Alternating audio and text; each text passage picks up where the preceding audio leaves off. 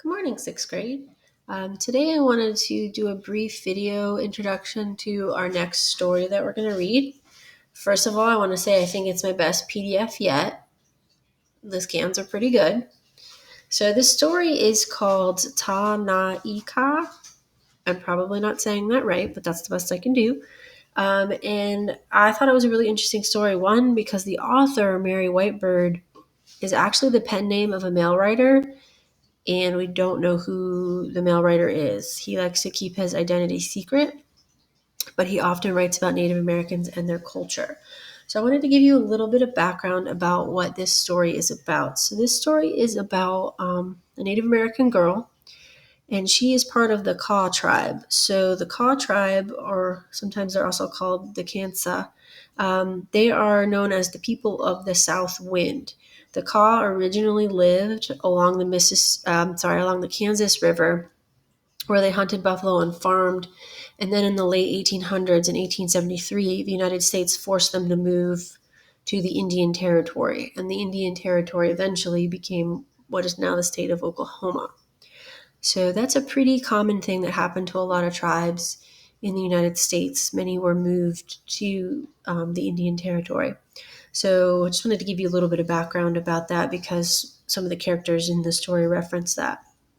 So what you're going to read in our PDF is about a tradition that the Kaw people have called the Ta Na Ika. And it's basically like a coming of age ceremony that our main character has to go through.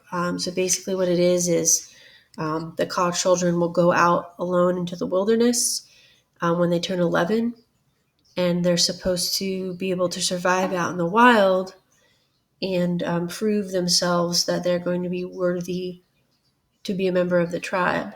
And what's interesting about the Kaw tribe is that they actually allow both boys and girls to go through this ceremony. Women were treated pretty equally in the Kaw tribe, so all children that turned 11 were expected to be able to go through the Ta Na Ika and take this test. So the story is about this girl and her male cousin who go through the test at the same time, and how they both kind of take different strategies when it comes to surviving. So I thought it's very different than what we've been learning about and reading about. So I thought it was interesting. So what I want you guys to do is, as you read this story, I want you to complete the questions, and I've labeled and highlighted all of them for you. Okay. So you can see that here. And then when you get to the very end, don't forget to do these last few questions here, 1 through 6.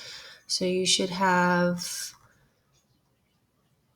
13 questions total from our story, and then an additional 6 from the read and think critically. Because it's a little bit longer of a story than what we normally read, and there's more questions, I'm going to give you guys 3 days to complete this. So I'm going to assign this on Wednesday, and it is not due until the end of the day, Friday. I think you guys are going to like it. It's a really interesting story. And if you have any questions, of course, email me. I hope everyone is well.